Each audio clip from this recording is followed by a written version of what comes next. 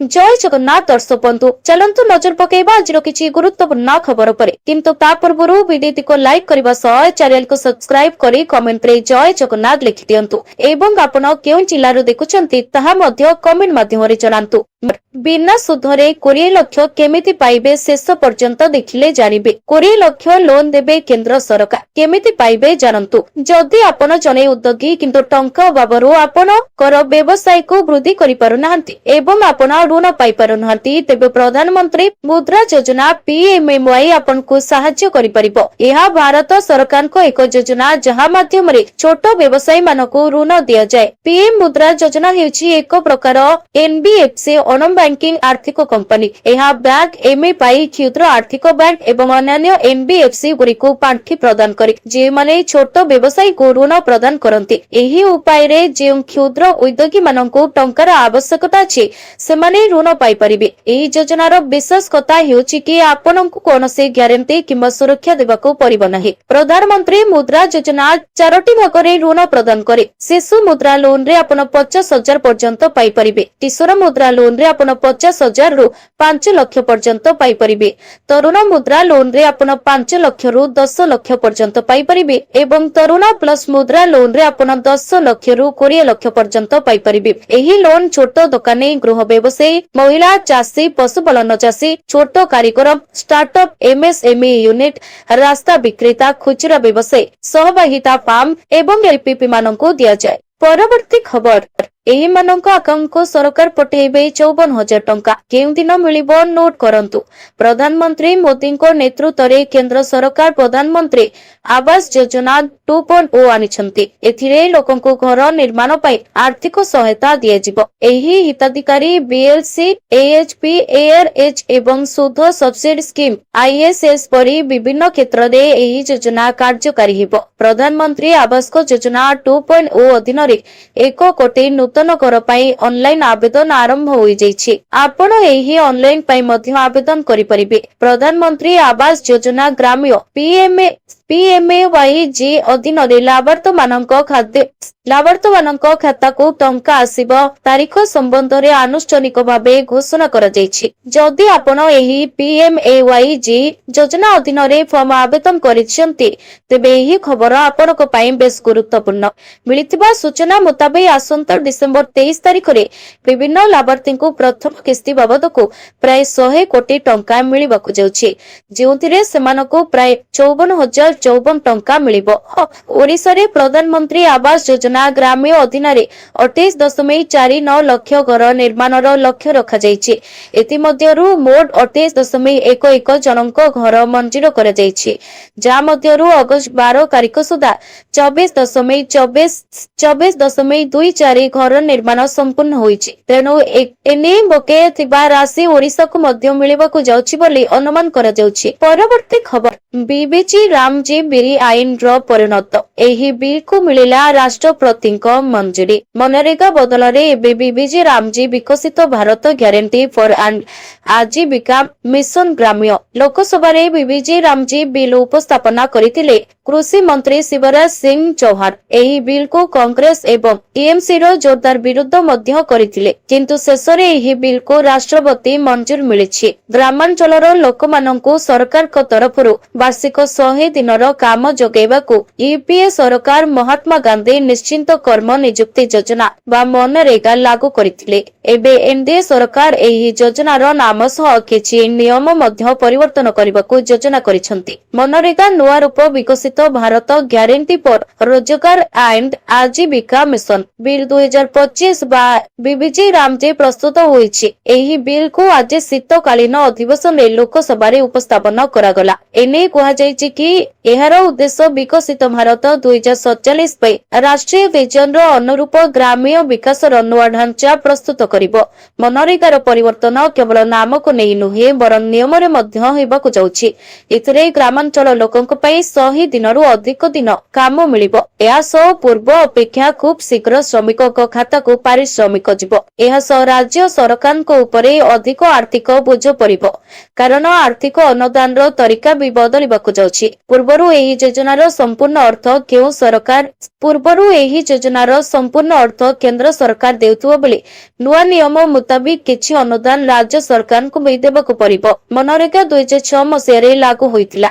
सेबेठारु एपर्यंत एही योजनारे 11.74 लाख कोटी टंका खर्च होईछि। या मध्यरु 2014 रु एपर्यंत 7.8 लाख टंका खर्च होई सारिछि। सरकार एही योजना को बदलिबाकू दुईटी जुक्ति उपस्थापना करिछन्। परवर्ती खबर एही महिला को मिली पारे एकातर सुभद्रार दुईटी किस्ती 10,000 टंका आसिला बड़ खबर। एतर बड़ दिन अर्थात एक्सबास दिन मिलिबो एकातर दुईटी सुभद्रा किस्ती। उप मुख्यमंत्री प्रभाती परिडा कले बड़ घोषणा। 21 वर्ष होइतिले आवेदन करि परिबे। तेबे एबे पर्यंत सुभद्रा रे चोरी हेलेनी 17 लाख रु अधिक महिला। सपटे सुभद्रा योजनार तृतीय किस्ती पाइनांती 4,38,898 जन महिला। समाने प्रथम और द्वितीय किस्ती पाइला परे परवर्ती किस्तीर सहायता राशि पाइनांती।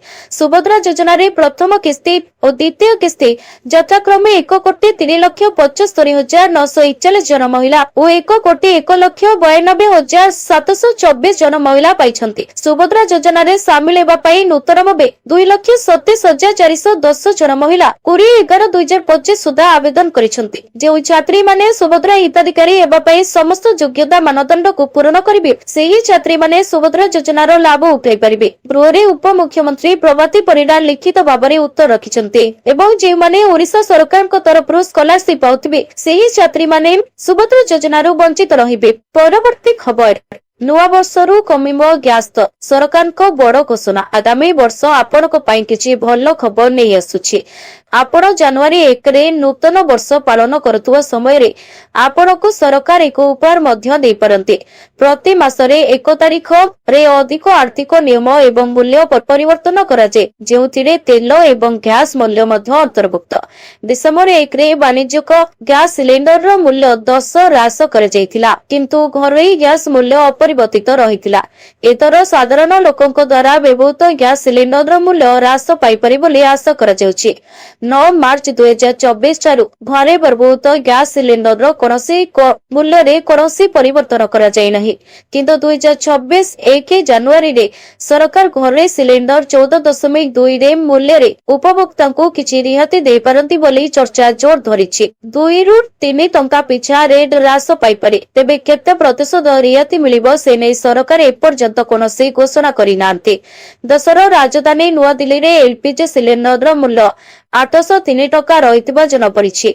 उज्ज्वला योजना रे हिताधिकारी माने वार्षिक 9टी सिलिंडर पाई 300 टका सब्सिडी पाई थांती एवं अणा सब्सिडी सिलिंडर रा मूल्य कोलकाता रे 879 टका रहितो बोले मुंबई रे 852.50 एवं चेन्नई रे 868.50 रहिछि। परवर्ती खबर महिलांको पई असुरक्षित हेउछि राज्य राजधानी भुवनेश्वर। पुनी कलंक मुंदाइछि ओडिशा बोली कहिसंती विरोधी दलर सुप्रीमो नवीन पटनायक। भुवनेश्वर शहीद नगर गणदुष्कर्म मामला ने उद्वेग प्रकाश कले विरोधी दल नेता नवीन पटनायक। एक्स पोस्ट रे नवीन लिखिसंती महिलांको पई असुरक्षित हेउछि राज्य राजधानी भुवनेश्वर। पुनी कलंक मुंदाइछि ओडिशा। आउ केते दिन परे चेतिबो बीजेपी सरकार। दिन दीपरे पुनी जने नाबालिका भुवनेश्वर गणदुष्कर्म रे शिकार हेबा अत्यंत स्पर्शकातर विषय। कुआडे जाइछि आईन श्रृंखला। लोकंको सरकार रो मिछ प्रहेलिका करुतबा सरकार लोकंको सुरक्षा देउछि तो दौली गणदुष्कर्म घटना मनरु नली बुनु पुनी एक बर्बर कांड साधारण जनता को आतंकित करिछि। राजधानी रे मां भौणी माने असुरक्षित मने कलेनी। समस्त पई सुरक्षित परिवेश सुनिश्चित करिबा बीजेपी सरकार रो अपरागता जल जल देखा जाउछि। स्थिति आउरी बिगड़िबा पूर्वरु सरकार सजग हुअन्तु। सुरक्षा कराकरी कराजिबो दिगरे सरकार आगुआ तत्पर हेबा सह दृढ़ और कठोर कार्यानुष्ठान ग्रहण करन्तु। बिना पॉल्यूशन सर्टिफिकेट रे मिलिबनी पेट्रोल। एनिके आपनको हेडरे तेल पकाइबा कोइले पेट्रोल पंप रे देखैबाकू पड़िबो पॉल्यूशन सर्टिफिकेट। एबोली निर्देशनामा जारी करे समस्त तैल कंपनीर राज्य मुख्य को चिठी करिछि राज्य परिवहन विभाग। देशर राजधानी दिल्ली रे परिवेश प्रदूषण को दृष्टि रखी दिल्ली सरकार विभिन्न निर्देशनामा जारी करुथिबा बेले राज्य रे जारी होइतो एबोली निर्देशनामा समस्त को आश्चर्य करिछि। पूर्वरु राजधानी ରେ ଜାରି ହୋଇଥିବା नो हेलमेट नो पेट्रोल नियमକୁ ସମସ୍ତେ ଭୁଲି ଗଲେନି। ହେଲମେଟ ପିନ୍ଧି ନଥିଲେ ବି ପେଟ୍ରୋଲ ମିଳୁଛି। ସେପରି ଲୁଚା ଛପାରେ ପ୍ଲାଷ୍ଟିକ ବୋତଲରେ ବି ଅତି ସହଜରେ ମିଳିଯାଉଛି ପେଟ୍ରୋଲ। ଆଉ ଏବେ ଜାରି ହୋଇଥିବା ଏହି ନିୟମ କେତେଦୂର ଠିକଣା ଜାଗାରେ କାର୍ଯ୍ୟକାରୀ ହେବ ତାକୁ ନେଇ ଉଠିଛି ପ୍ରଶ୍ନ। ଅନ୍ୟପଟେ ଜାରି ନିର୍ଦ୍ଦେଶନାମାକୁ ଉଗ୍ର ପେଟ୍ରୋଲିୟମ ସଂଘ ସ୍ୱାଗତ କରିଛି। ଦିଲ୍ଲୀ ପରିସ୍ଥିତି ଓଡ଼ିଶା ଆଗକୁ ନ ଭୋଗିବା ପାଇଁ ସରକାର ଏହି ନିଷ୍ପତ୍ତି ନେଇଛନ୍ତି। ହେଲେ ଏହାର ମାନଦଣ୍ଡ ଓ ମେକାନିଜିମ୍ କଣ ରହିବ ସେ ନେଇ ସରକାରଙ୍କ ସହ ଆଲୋଚନା କରାଯିବ। 2 କି 3 ଦିନରେ ଜଣେ ପେଟ୍ରୋଲ ପକାଇବା ପାଇଁ ପେଟ୍ରୋଲ ପମ୍ପ ଆସୁଥିବା ବେଳେ ଜଣେ ପୋଲିସର ସାର୍ଟିଫିକେଟ ନିୟମିତ ଦେଖାଇବ କେମିତି? ପ୍ରତ୍ୟେକ ଦିନ 5,000 ଲୋକ ତେଲ ପକାଉଛନ୍ତି।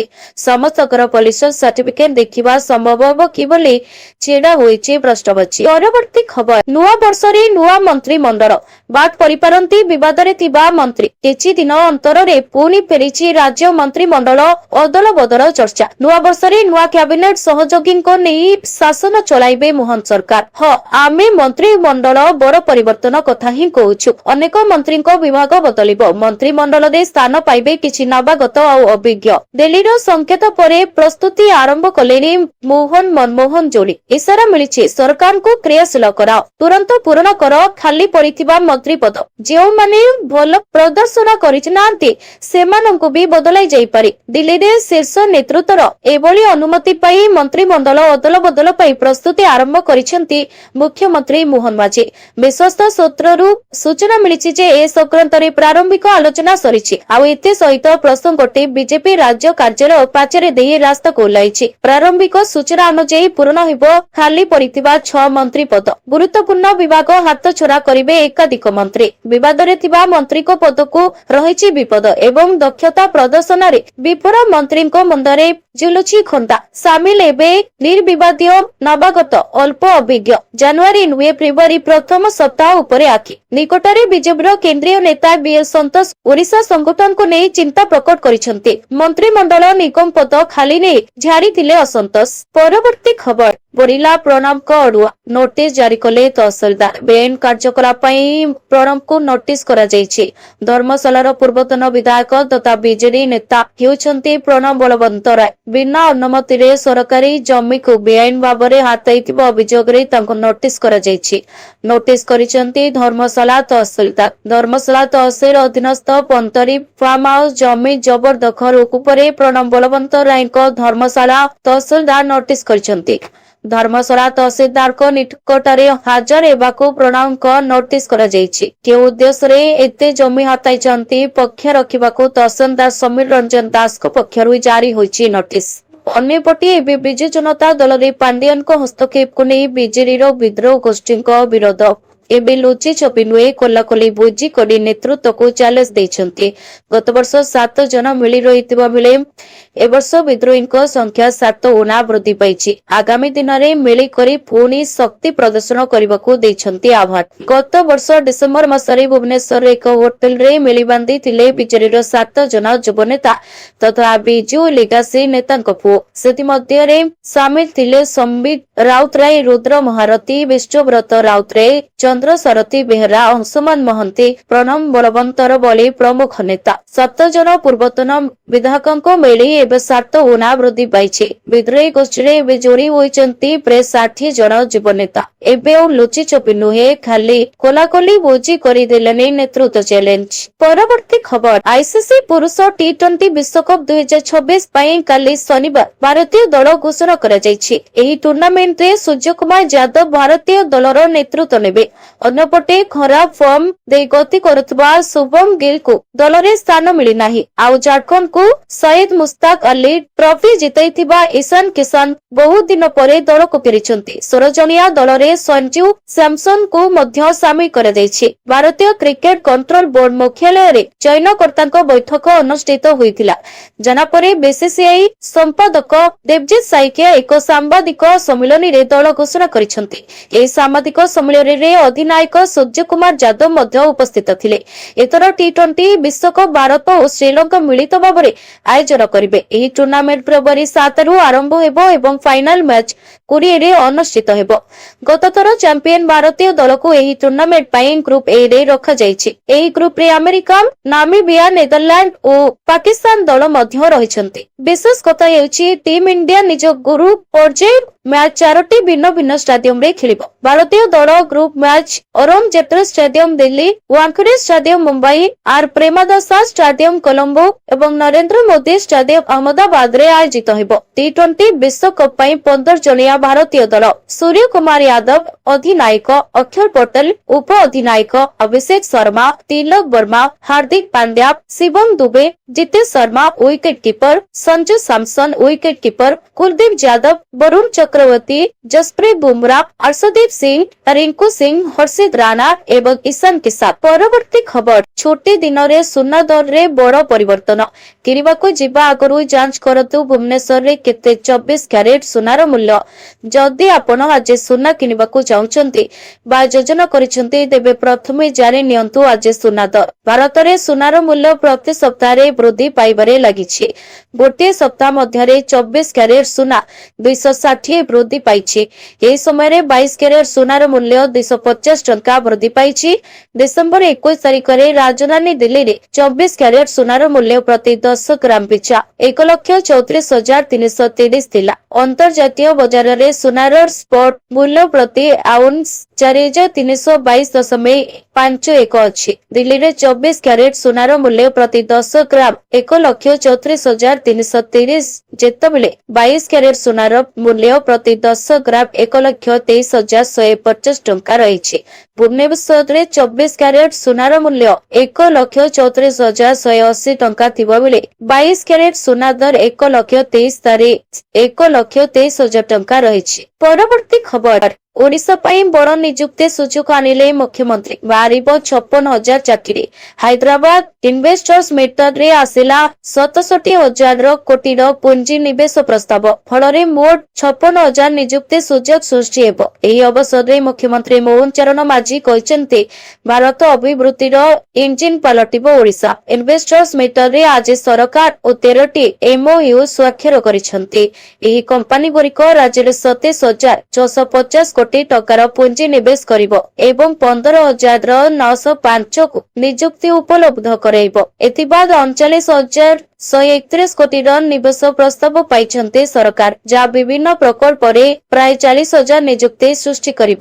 ବିଶେଷ କରି ଫାର୍ମାସ୍ୟୁଟିକାଲ, ମେଡିକାଲ ଉପକରଣ, ରିନ୍ୟୁଏବଲ ଏନର୍ଜି ଉପକରଣ, textile, electronics, IT O data centre ନିର୍ମାଣ ଓ ଆନୁଷଙ୍ଗିକ ପ୍ରକଳ୍ପ କ୍ଷେତ୍ରରେ ଏସବୁ ନିବେଶ ପ୍ରସ୍ତାବ ଆସିଛି। ମୁଖ୍ୟମନ୍ତ୍ରୀ ଶ୍ରୀ ମାଝୀ ଫାର୍ମାସ୍ୟୁଟିକାଲ, ଜୀବବିଜ୍ଞାନ, ଶକ୍ତି, ଧାତବ, ଅଟୋମୋବାଇଲ ଓ ବିନିର୍ମାଣ କ୍ଷେତ୍ରରେ ନେଇ ଆୟୋଜନ ରାଉଣ୍ଡ ଟେବୁଲ କାର୍ଯ୍ୟକ୍ରମରେ ଭାଗ ନେଇ ନିବେଶକମାନଙ୍କ ସହ ଆଲୋଚନା କରିଥିଲେ। ମୁଖ୍ୟମନ୍ତ୍ରୀ ଓ ଶିଳ୍ପ ମନ୍ତ୍ରୀ ଉଭୟ ମିଳିତ ଭାବେ ନୋବେଲ ଟେକ୍ ଫିଡର୍ସ ପରିଚାଳନା ନିର୍ଦ୍ଦେଶକ doctor Sanjeev Karkanis, Thomson computing and semiconductors CEO doctor Srinivas ୱେଷ୍ଟୋ, ମେଡିକାଲର ଯୁଗ୍ମ ପରିଚାଳନା ନିର୍ଦ୍ଦେଶକ ସିଦ୍ଧାର୍ଥ ତେରକୁରି, EBI ସୋସାଇଟେକର VP ହୟାଗ ରିବନ ସ୍ଥିତି ଓ ନିର୍ଦ୍ଦେଶକ ଆଦିତ୍ୟ ରାମାନଜଙ୍କୁ ଭେଟିଥିଲେ। ଏହି କାର୍ଯ୍ୟକ୍ରମରେ ଶିଳ୍ପ ମନ୍ତ୍ରୀ ସମ୍ପୟ ଚନ୍ଦ୍ର ସ୍ୱାଇଁ ନିବେଶକଙ୍କୁ ଓଡ଼ିଶା ନମସ୍କ ହେବାକୁ ନିବେଦନ କରିଥିଲେ। ଅନ୍ୟମାନଙ୍କ ମଧ୍ୟରେ ଶିଳ୍ପ ବିଭାଗର ଅତିରିକ୍ତ ମୁଖ୍ୟ ସଚିବ ହେମନ୍ତ ଶର୍ମା, ଇପିକୋର ପରିଚାଳନା ନିର୍ଦ୍ଦେଶକ ଭୂପିନ୍ଦ୍ର ସିଂ ପୁନିଆ ଉପସ୍ଥିତ ଥିଲେ। ପରବର୍ତ୍ତୀ ଖବର, ରାଜଧାନୀରେ ପୁଣି ଲଜ୍ଜା। ରାଜଧାନୀରେ ନାବାଳିକାଙ୍କୁ ଗଣଦୁଷ୍କର୍ମ ମାମଲା। ରେଡ୍ ଫ୍ଲାଗ ଅନ୍ତର୍ଭୁକ୍ତ ହେଲା ଶହୀଦ ନଗର ଗଣଦୁଷ୍କର୍ମ। କ୍ରାଇମବ୍ରାଞ୍ଚ DGଙ୍କ ପ୍ରତ୍ୟକ୍ଷ ତତ୍ତ୍ୱାବଧାନରେ ହେବ ତଦନ୍ତ। କମିଶନରେଟ ପୋଲିସ ତଦନ୍ତରେ ସହଯୋଗ କରିବେ। ବର୍ତ୍ତମାନ ସୁଦ୍ଧା 2 ଜଣଙ୍କୁ ଗିରଫ କୋର୍ଟ ଚାଲାଣ କରିଛି ପୋଲିସ। ସେମାନେ ହେଲେ ଅକ୍ଷୟ ରାଉତ, ସାହିଲ ଖାନ। ସୂଚନା ଅନୁଯାୟୀ ଗତ 18 ତାରିଖରେ ଚାକିରି ଦେବାକୁ ଡାକି ଜଣେ 17 ବର୍ଷର ନାବାଳିକାଙ୍କୁ ଗଣଦୁଷ୍କର୍ମ କରିଥିବା ଅଭିଯୋଗ ହୋଇଛି। କରିଛି। ଗିରଫ ଅଭିଯୁକ୍ତ ଅକ୍ଷୟ ଗତ କିଛି ଦିନ ତଳେ ସୋସିଆଲ ମିଡିଆରେ ଏକ ବିଜ୍ଞାପନ କରିଥିଲେ। ସେଥିରେ ସେ ଉଲ୍ଲେଖ କରିଥିଲେ ଡାଟା ଏଣ୍ଟ୍ରି ଅପରେଟର ପାଇଁ ପିଲା ଆବଶ୍ୟକ, ଦରମା 10 ରୁ 12 ହଜାର ମିଳିବ। ଏହା ଦେଖି ନାବାଳିକ ଜଣକ ତାଙ୍କୁ ଫୋନ କରିଥିଲେ। ଅଭିଯୁକ୍ତ ଅକ୍ଷୟ ତାଙ୍କୁ ଏକ ଠିକଣା ଦେଇଥିଲେ। ଗତ 18 ତାରିଖ ଦିନ ପ୍ରାୟ 2ଟା ବେଳେ ନାବାଳିକା ସେଠାରେ ପହଞ୍ଚିଥିଲେ। ନାବାଳିକା ଦେଖିଥିଲେ ରୁମରେ 3 ଜଣ ଯୁବକ ଅଛନ୍ତି। ନାବାଳିକାଙ୍କ ରୁମକୁ ଯିବା ମାତ୍ରେ ଜଣେ ଯୁବକ ବାହାରକୁ ପଳାଇ ଆସି ରୁମ ବାହାର ପଟୁ ବନ୍ଦ କରିଦେଇଥିଲେ। ଅକ୍ଷୟ ଓ ସାହିଲ ନାବାଳିକାଙ୍କୁ ଗଣଦୁଷ୍କର୍ମ କରିଥିଲେ। ଖାଲି ସେତିକି ନୁହେଁ, ଏହି ଅମାନବୀୟ କାଣ୍ଡର ଭିଡିଓ ମଧ୍ୟ କରିଥିଲେ। ସ୍ଥିତି ଏମିତି ହୋଇଥିଲା ଯେ ନାବାଳିକା ଜଣଙ୍କ ଚେତା ହରାଇଥିଲେ। ଚେତା ଫେରିବା ପରେ ଅକ୍ଷୟ ଓ ସାହିଲ ନାବାଳିକାଙ୍କୁ ନେଇ ବିଳମ୍ବିତ ରାତିରେ ଆଶ୍ଚର୍ଯ୍ୟ ବିହାର ଛକରେ ଛାଡ଼ି ଦେଇଥିଲେ। ନାବାଳିକା ଜଣକ ଘରକୁ ଯାଇ ଘଟଣା ବିଷୟରେ ପରିବାର ଲୋକଙ୍କୁ ଜଣାଇଥିଲେ। 19 ତାରିଖ ଦିନ ପରିବାର ଲୋକେ ଶହୀଦନଗର ଥାନାରେ ଇତଲା ଦେଇଥିଲେ। ଏହାପରେ ନାବାଳିକା ଡାକ୍ତରୀ ପରୀକ୍ଷା ସହ ବୟାନ ରେକର୍ଡ କରିଥିଲା ପୋଲିସ। ଦୁଇ ଅଭିଯୁକ୍ତଙ୍କୁ ଗିରଫ କରି ପୋଲିସ କୋର୍ଟ ଚାଲାଣ କରିଛି। ପରବର୍ତ୍ତୀ ଖବର।